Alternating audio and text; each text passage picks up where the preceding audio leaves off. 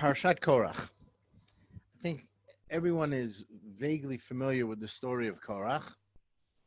I'm going to jump into the text. I did not put this on the sheet. There we go.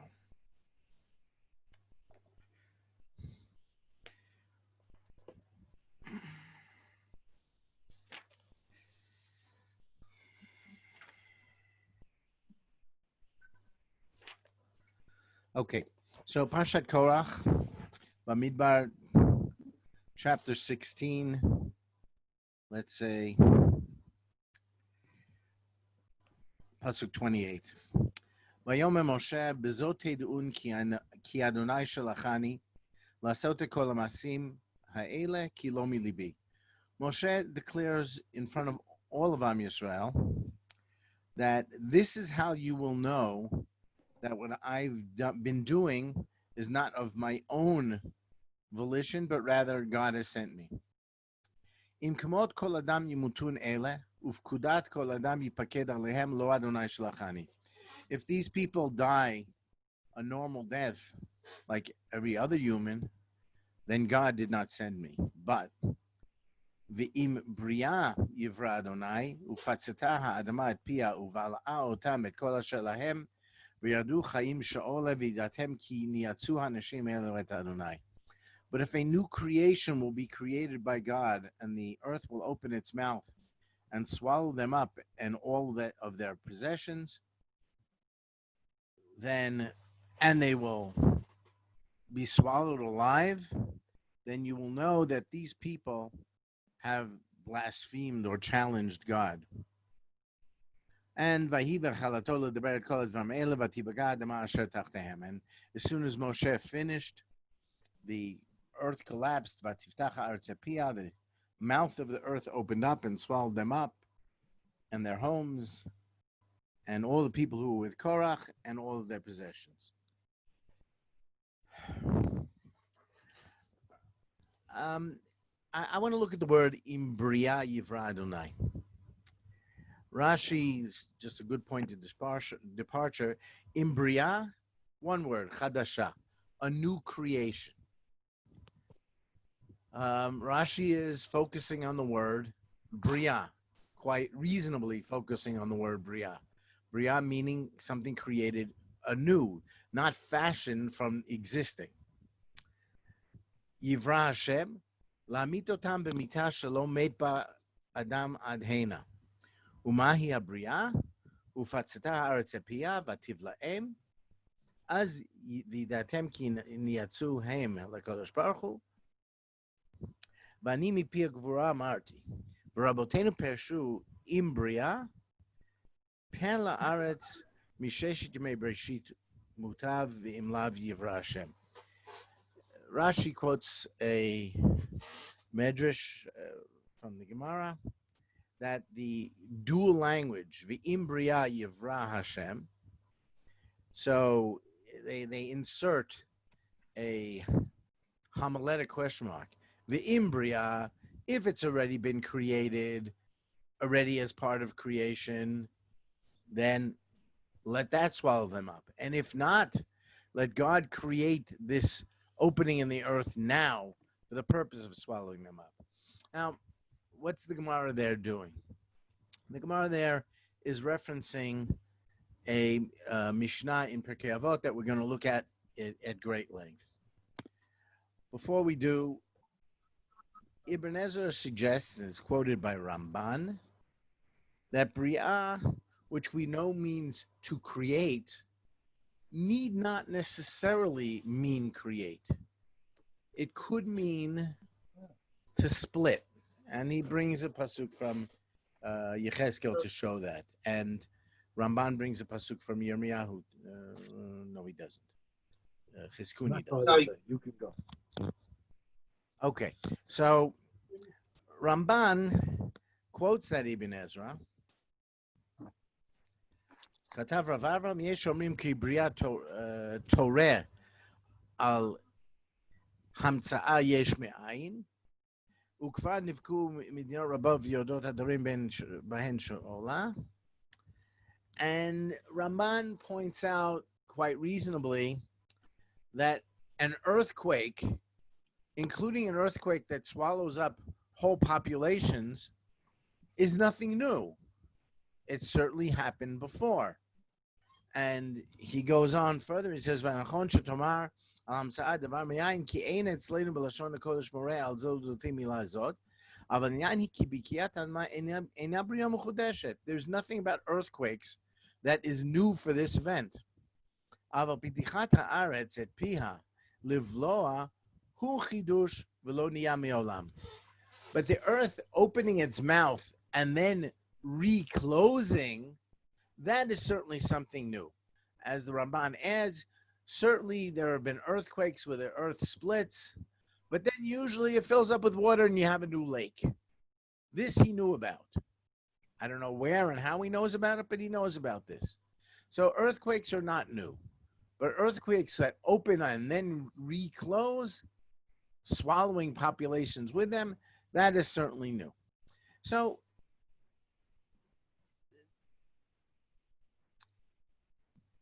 certainly Rashi and Ramban are suggesting that what has happened here in the story with Korach is a new creation. We might say a unique creation. Another word for a new unique creation might be a miracle. So, is this a miracle? What is the nature of this miracle? And what point does it serve? Why do we need a new miraculous event to destroy Korach and his gang when, in point of fact, later in the same parsha, earlier, truth is, as Rashbam says, simultaneous in the same parsha, but there's no way to write simultaneous in a linear text. So I think we can safely understand the 250 non-Kohanim who brought Ketoret together with Korach, plus the rabble that were with Datan Abiram, who got swallowed up in the earthquake. The guys who brought the Ketoret were burnt by fire. So if God can bring down a fire and burn 250 guys who are bringing Ketoret improperly, God can easily send the same fire to destroy the mob that was with Datan and Aviram. So why do we need a unique, freshly created earthquake to destroy these people? What does it teach us? And what do we mean by that? I'm only going to answer some of those questions. What I want to do is, first of all, look at the Mishnah that Rashi is alluding to. It's in Pirkei Avot, the 5th chapter. Depending on what version you have of Pirkei Avot, it will either be Mishnah 5, 8, 9, 10, depending on how those things are divided up. Okay. So, let's look at the Mishnah. A rather well-known Mishnah. This whole chapter has lists that start Asara Dvarim this, Asara Dvarim that. It starts at the beginning. Asara Mamarot Nivra Ha'olam, 10 statements the world is created, 10 generations from Adam to Noach, 10 generations from Noach to Avraham. 10 Nisyanot for Avraham, 10 miracles in the Beit Mikdash, and the Mishnah we're looking at, Asara Dvarim Nivru Bein Hashmashot. Different versions of the Mishnah even actually say Erev Shabbat Bein Hashmashot. In other words, after the act of creation has been completed, basically, these things were created. Pi haaretz, pi habe'er, pi ha'adon, va'keshet, v'haman, v'hamateh, v'hashamir, v'haktav, v'hamechtav, v'haluchot.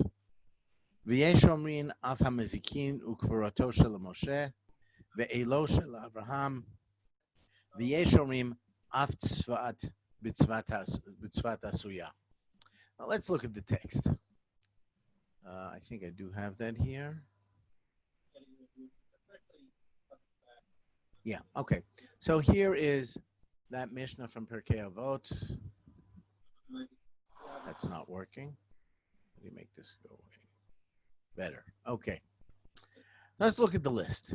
Pi haaretz, the opening in the earth that swallowed up Korach and his gang. Pi ha-be'er, what is known as Be'er Shemariam, the water that followed Bnei Israel around in the desert. Pi ha'aton, Bilam's donkey. Keshet, the rainbow, all rainbows. Man, we know what man is.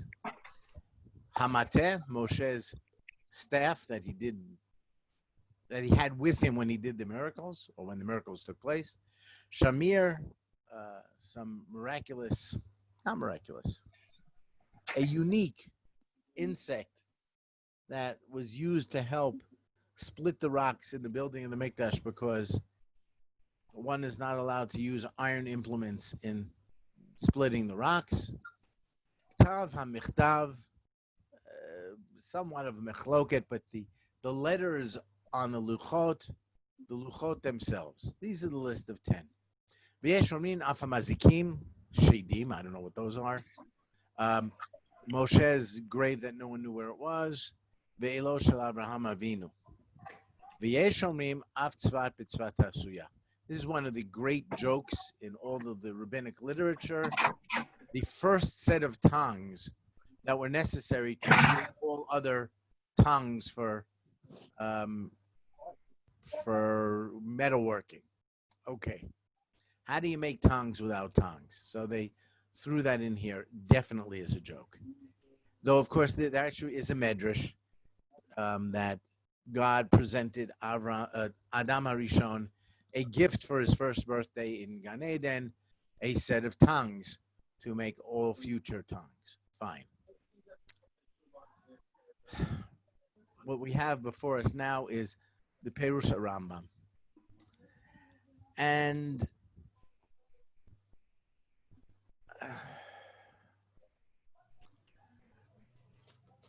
I'm going to go to the middle.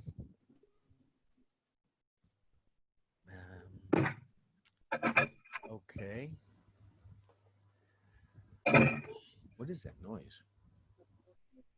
Whoever's doing that, stop making noise. You're making me crazy.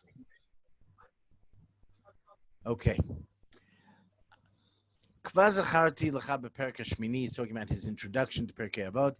Shehem, he's talking about Chazal. Part of what we're going to discuss tonight is that Rambam is not necessarily going to agree with the position of Chazal that he's about to quote. Shehem lo yaminu b'chidush haratzon et achar et, ela shebereshit asiyat hadvarim husam b'tiv'am sheyaseh behem kol ma sheyaseh, ben shaya davar asher yaseh tadir, ben shehu tivi, ben shaya li'itim rechokot v'hu hamofet. Says Rambam, Chazal, why does this list exist? It's a legitimate question. Why does this list exist of these 10 things that were done at the last minute? God's a procrastinator? He forgot to do these things? No. What does this list represent? This list represents, I think, Rambam doesn't spell it out completely, this list represents things that are sort of on the border between being miraculous and being within nature. Pi haaretz, the opening of the earth to swallow Korach and his gang. Yes, earth, as Ramban said, earthquakes, we see earthquakes. But this was a targeted earthquake, so that's a little different. Wells, there are lots of wells, but the well that follows them around in the desert, that's unique. Donkeys make noise, but do they speak? Rainbows are natural events. Nachum, yeah. When you went through the list, you said not just the rainbow for Noach, but all rainbows. Yeah, that's Ramban. Because that differentiates it from everything you've said so far, going through the list now. Well, yeah, when we get to Rambam's going to throw out most of this list. Now, yes, it's a Mishnah, but he's going to throw out most of the list anyway. Even Ramban, when he talks about Noach's rainbow, he says, unlike some other Parshanim, he says rainbows were there all the time because it's a natural phenomenon when light is diffracted through water and you get a prism. So I think it's safer to say that the rainbow takes on extra meaning when God uses it as a sign to Noach that he's not going to destroy the world anymore. So the rainbow, Noach's rainbow, was actually, says Ramban, and Rambam for sure would agree, is a standard rainbow. So there's nothing particularly miraculous about it. Again, the man, which wasn't a one-time event, but it was a 40-year one-time event, but apparently was some sort of natural phenomenon that took on special meaning at a time and place.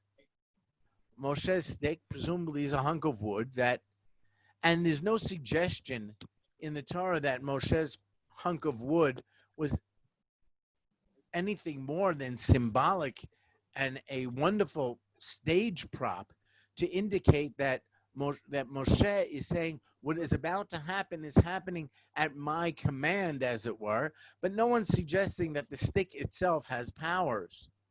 The shamir is a worm. I've seen slides that Rav Tendler puts in his lectures of a South American worm that someone discovered that actually excretes acid at a controlled and high enough level to create straight lines across a rock. So it's not that the worm is miraculous. It's that knowing to look for it and using it becomes quasi-miraculous. Rashi says the ketav of this Mishnah is the Hebrew language. Let's just say Rambam is not going to agree. Let's just finish with the list. HaMechtav, the engraved writing on the Luchot, and the Luchot themselves. And we'll see what Rambam has to say about that. The bottom line here is that there is, in point of fact, nothing here on this list which is actually overtly miraculous.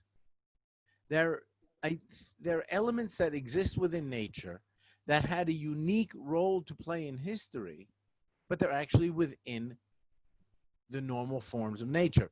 Rambam is going to throw out the Piha Aton because Rambam will tell you that Bilam's donkey never actually spoke. That was all part of a prophetic vision.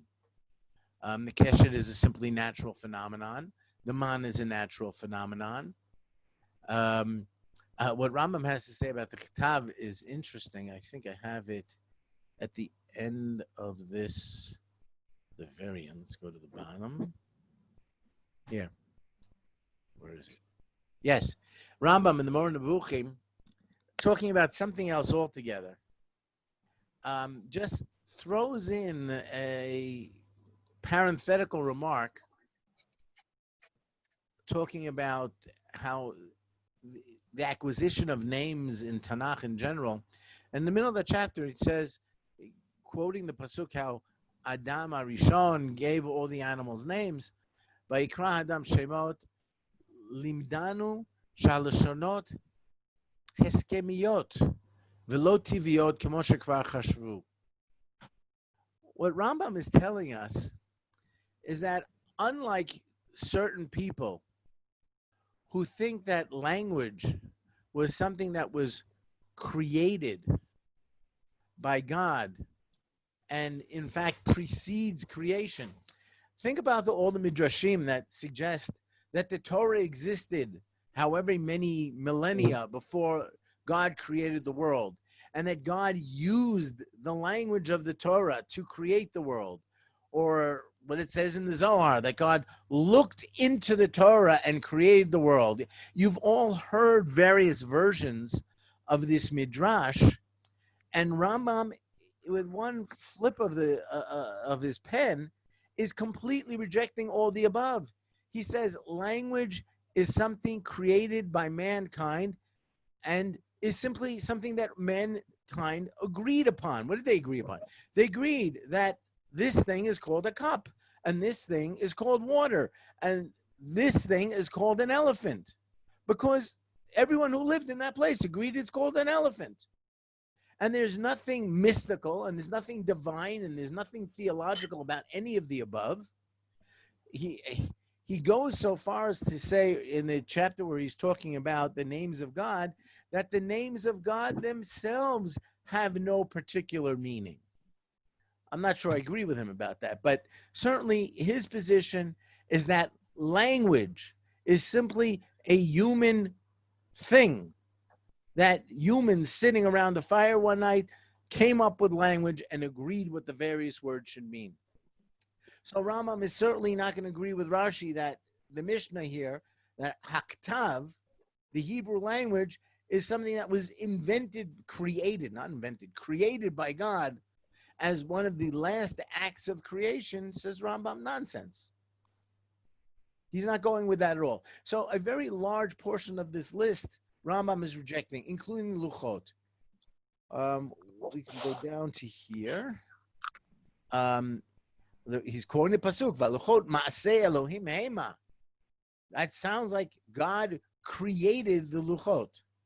Rambam in this chapter in the Moreh Nevuchim is going to suggest that while in point of fact God might well have created them, but if Moshe had written them at God's command, that would also be considered maaseh Elohim hema. And that not that we should picture that, and this is like the only place I can think of where Rambam directly disagrees with Onkelos' Targum, where Onkelos says, where the pasuk says be'etzba Elohim, and Onkelos, rather than doing his anti-anthropomorphic by the command of God or something, Onkelos actually translates the finger of God, and Rambam says, I don't know why he's doing this. There's no reason to translate it that way. Ma'aseh Elohim or even Etzba Elohim could just as easily mean by the divine will. And the divine will could be executed by Moshe. It might be created by God, but it certainly need not be. Okay. So where are we going to go with this? So Rambam is going to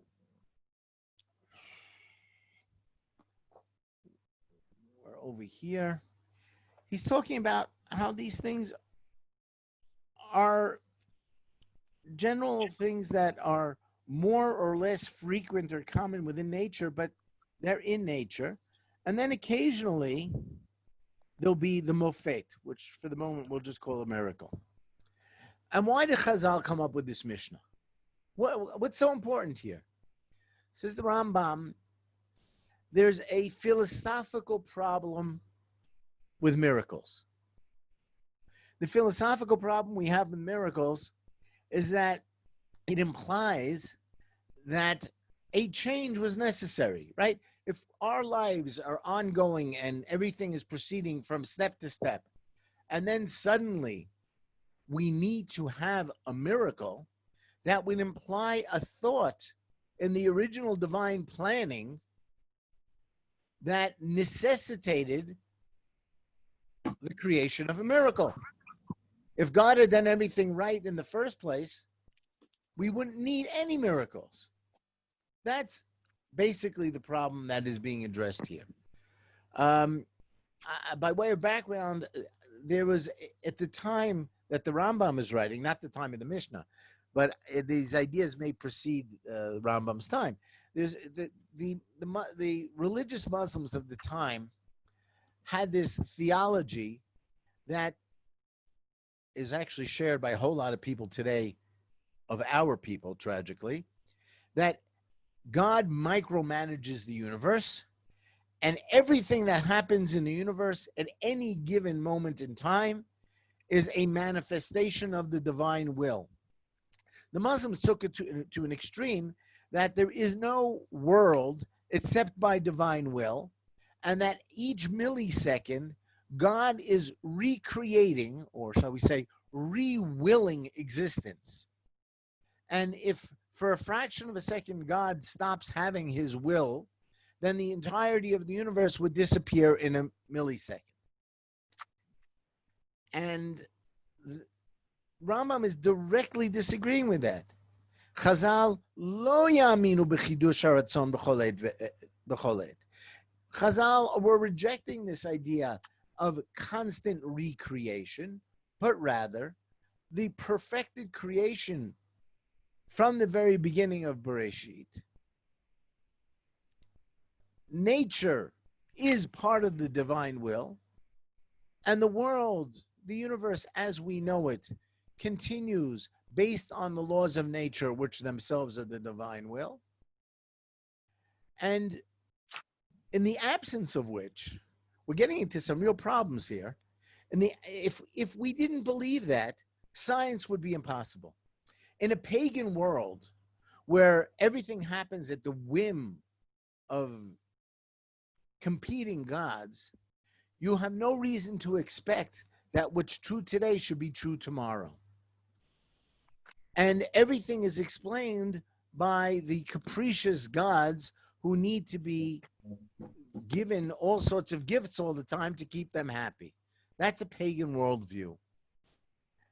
In a Jewish worldview, in a created world with laws of nature, you can look for the patterns.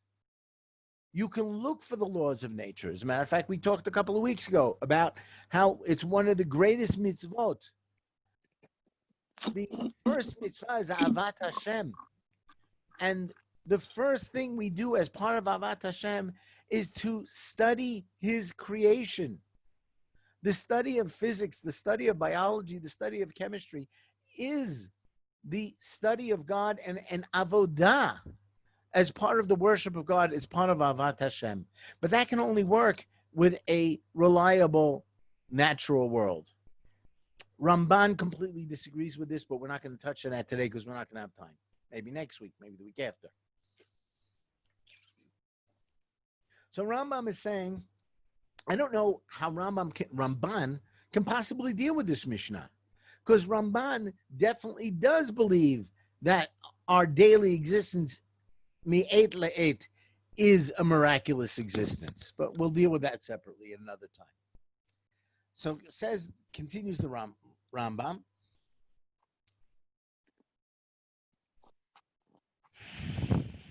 ולפיכך אמר שביום השישי הוא שם בארץ שתשקע קורח ועדתו, והבאר שתוציא מים, ובאתון שתדבר וכל השאר. And so Rambam is explaining this Mishnah according to Chazal. Remember, he started with this Shehem. Rambam does not believe this. I'm going to show you in the Morah where he doesn't believe this. But Shehem, this is the way Chazal explained this Mishnah. And all these things are things that needed to be created prehistory, because it is impossible for us to accept that God needed to go back and correct his creation by making a well, by making a donkey that speaks, by making an earthquake to target Korach. Chazal find this to be anathema, blasphemy. We can't do that.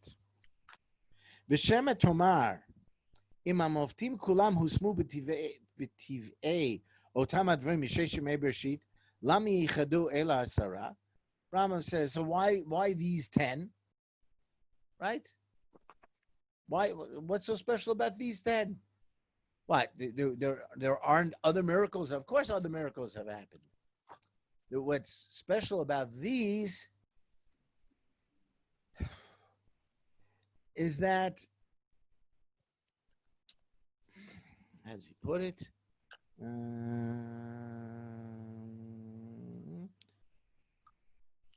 Ela amar she'ela bilvad haya asiyatam ben hashmashot.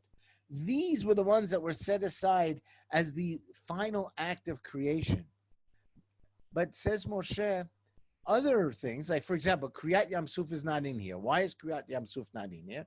So says the Rambam, the ability of water to not flow from high to low, the effective gravity on water that manifested itself by its exception in Kriyat Yam Suf, says Rambam. Well, we can simply explain that. So that was part of the creation of water on the second day of creation. So then, or first, depending on how you want to read it, that was built into that day of creation. These didn't have a good category, so that when God created the sun, so the fact that the sun would stand still for Yehoshua was built into the fourth day of creation, because that's when the sun was created, and so on and so forth. So that's how Rambam explains Chazal's understanding here. What I want to show, number one, is that Rambam himself doesn't fully buy into this whole thing. Okay. I started to suggest that for pagans, there can be no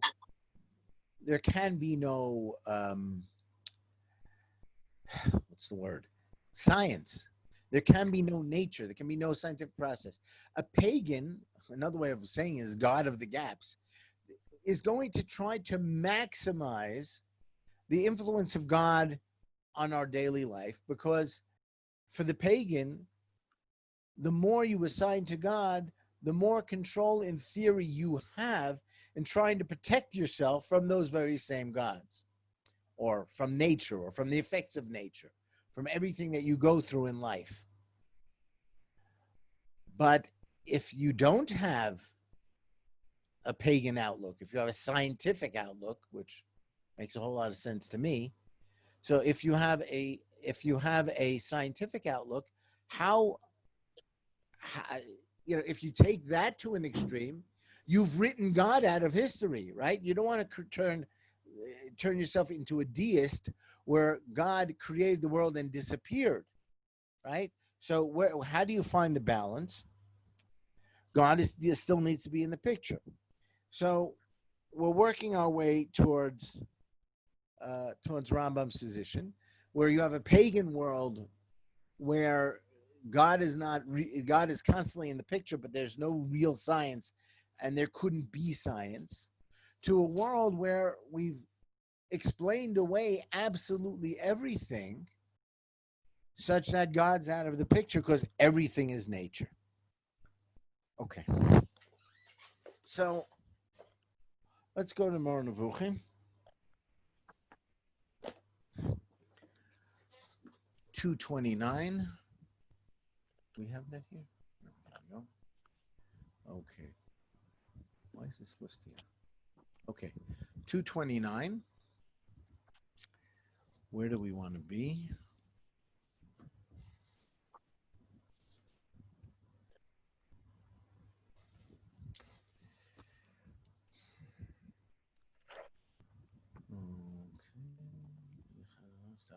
Okay.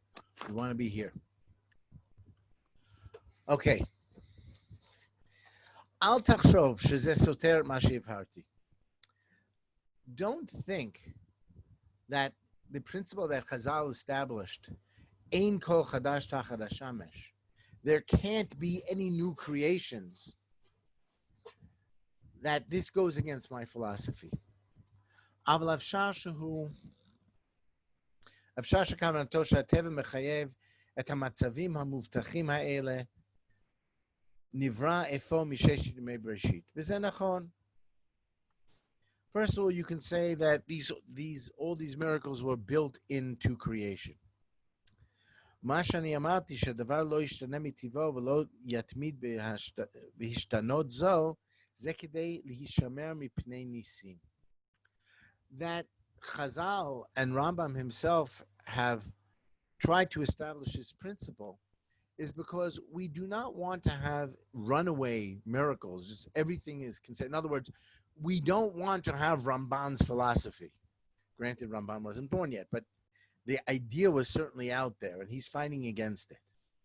Sharei af shematen hafach lenachash v'hamayim hafchu ledam v'hayad haTorah. In other words, Moshe's perfected hand hafcha lelevana b'li siba tivit hamechevet zot.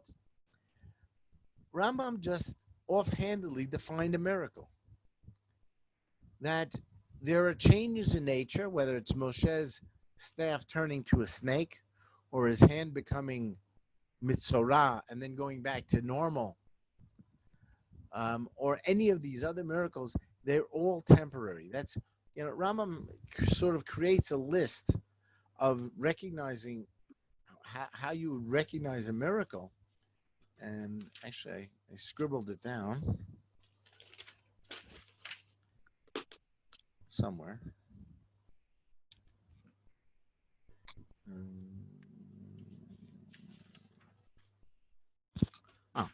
They're short-lived. They're rare. They're completely predictable. That's an amazing thing. Rambam's arguing that miracles are predictable. How can a miracle be predictable? If you're a prophet, if you're Moshe Rabbeinu, you know when that miracle is going to take place.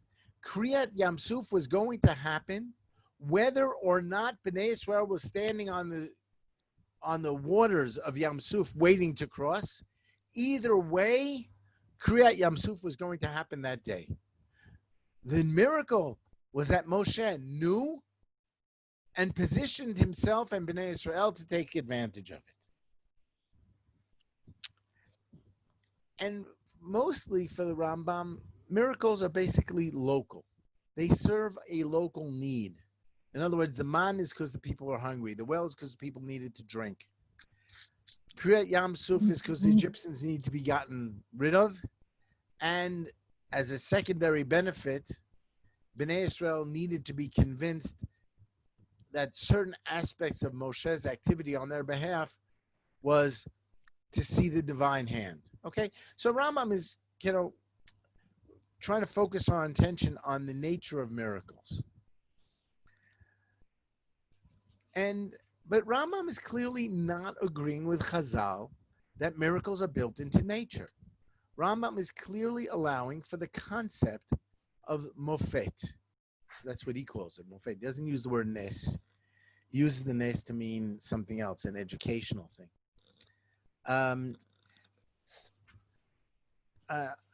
If you don't mind, I want to quote Rav Rabinovich because we had some wide-ranging discussions on the subject, and one of the things he says, I'm going to quote him directly.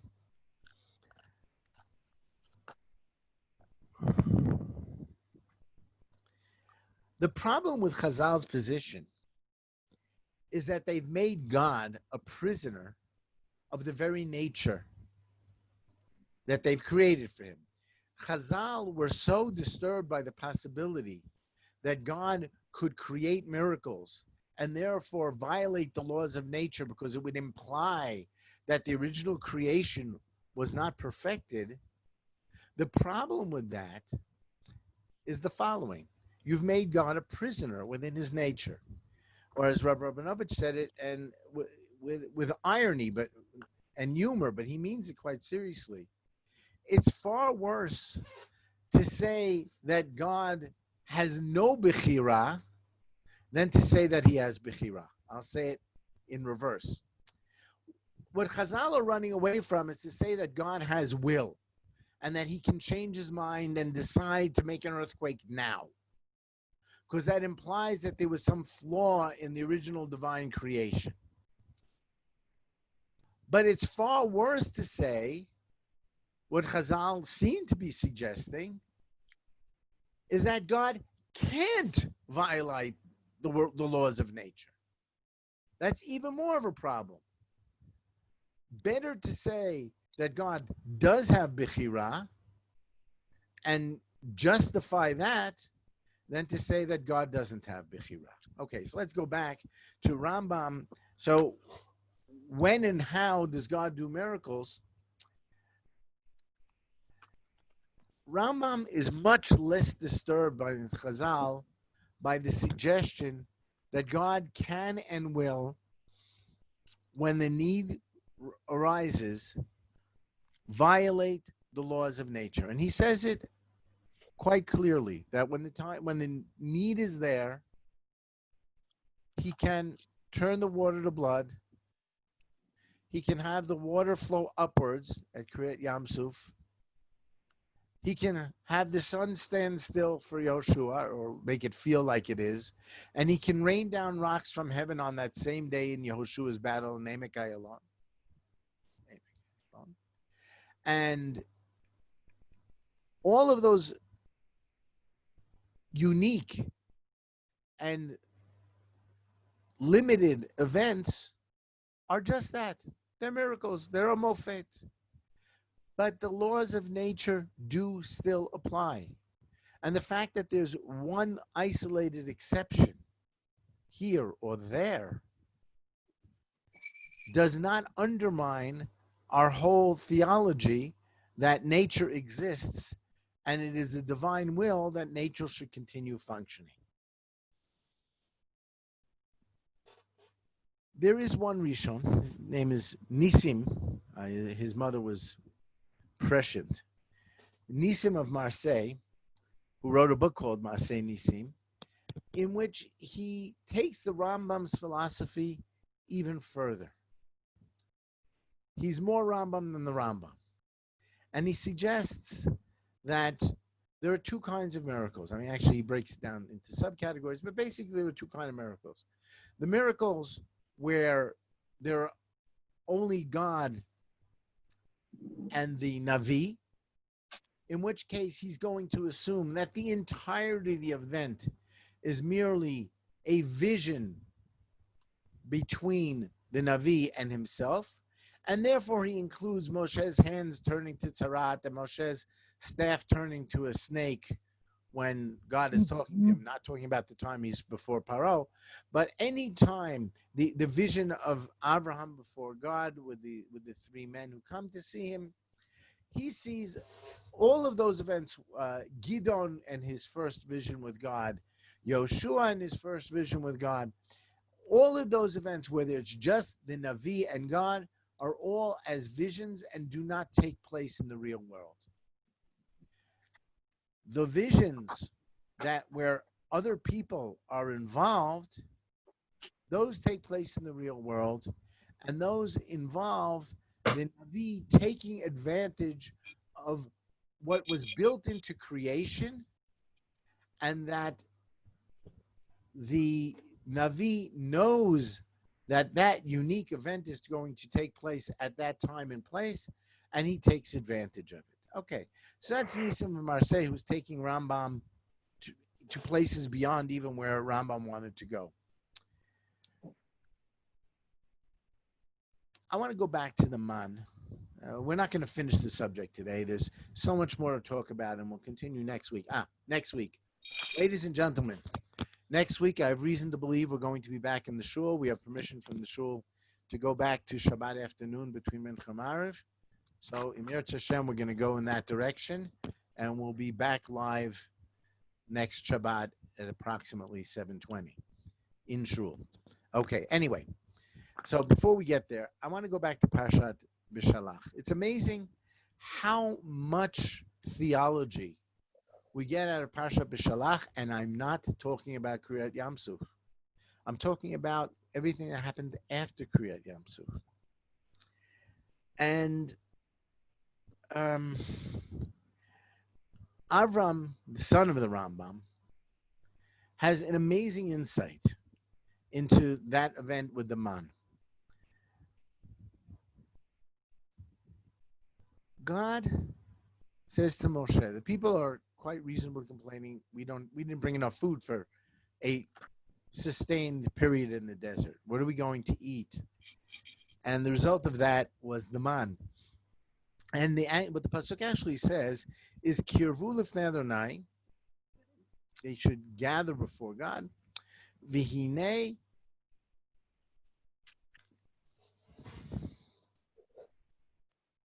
What does that say?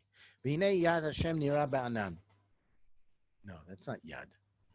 I can't read my own handwriting. David, you know this by heart. What does it say? Maybe it is yad. Something Hashem nira ba'anan. I don't have a shemot with me. And Avram ben Rambam, he says, there's a very important truth hidden here. B'nai Israel, when it says kirvu lifnei Hashem, It doesn't mean come close physically, which would be an impossibility. What it means is that they should be contemplating God. They should be studying theology and bring themselves to a philosophical state where they can be described as being close to God. And then, having done so together,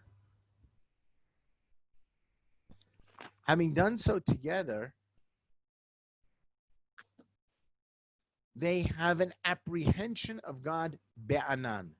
Notice that whenever we have a revelation of God, we have anan, whether it's Bayom Hashmini, right before Nadav and Avihu die, whether it's on Mamart HaSinai, where the whole mountain is covered by a cloud. Rambam writes at length is that any revelation of God must perforce include a cloud, because it symbolizes for us that we don't really have the ability to apprehend God. We just think we do. But that's okay. We do the best we can with our limited skills. So Bnei Israel contemplated God. They had a revelation of God in the cloud, and then they had the man. And what is Avram ben Rambam suggesting? That the man, as a miraculous, nutritious food, only worked when they were in a theological state where they could appreciate the man, where they could appreciate the miracle that God is giving them. Whatever it was dropping out of the sky in the desert every day, something vaguely natural, but people would not normally consider to be food, but they managed to nourish themselves on it for 40 years in the desert together with whatever else they had. It only worked for them when they were in the proper theological state of mind. So when we get to Parshat Bahalotcha, and they are clearly and obviously not in a proper theological state of mind, and they're complaining about the man. Well, yes, when you're not in a proper theological state of mind, the man does nothing for you. It only works. My father says the word I can't read is Kvod Hashem Nirabanan. Yeah, that makes a lot of sense. Okay, yes, that does say Kvod. So Bnei Israel, when they're in the proper state, will be nourished by man, and when they're not in the proper state, they actually will be starving because the man won't do anything for them. What are we driving at? A miracle, to a very large degree, is in the eye of the beholder. If you don't have the ability to appreciate the miracle, then you will not benefit from the miracle. That makes perfect sense. And we see it in the Avram ben Rambam by the man, and we see it by Korach. Not that we only get earthquakes when we are in the proper state of mind. We only appreciate the earthquake as the hand of God in the proper state of mind. If we don't have the ability to appreciate the hand of God, then it was just an earthquake. And similarly, the Be'er. Similarly, if you want to include the Rama, obviously would not include the speaking donkey, but all of these things, and even our daily lives, the miracle of our daily lives, the miracle of the history of the state of Israel over the last 75 years, the miracles that have been occurring ever since the world was created, they only are appreciated by someone who has the ability to appreciate a miracle. And if you choose not to have that mindset, you'll never appreciate the miracle for what it is. And we'll talk more about the need for miracles and how to evaluate miracles and different types of miracles. We'll talk about that next week in Mirza Hashem. Okay, now, there's got to be questions. So everyone, ask questions. So this question about whether God needed to plan ahead for these so-called miracles, and it seems to be that as you described, Chazal go a long way to try and make sure that that it was part of his original plan, I think is one way of putting it. But to me, it doesn't seem like a major issue because God transcends time. So if he has perfect foreknowledge, then in any event,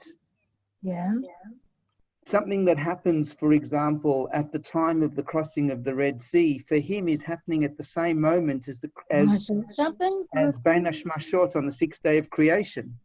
He knows that's going to happen. He has foresight. So therefore, he's not interfering with nature because it's still part of his original creation. He transcends time. How? I'm going to agree with you, Mark. What you just said was a perfect. I just come off. It fell off. 1 second. The receiver fell to the floor. Hima, you're making too much noise. What you said is basically a perfect paraphrase of the Rambam's position. And it's halfway to Sforno's position, but we can do that next week. Okay? Right. But I'm going to agree with you. Rambam in the Moreh, in the Perush Mishnayot that I quoted, he says Shehem Omrim. He's like distancing himself from it a bit. In the Moreh, he actually calls it granted, depending on which translation you're reading, he calls what they say as Musar. Different translations will call that Mufla. Right.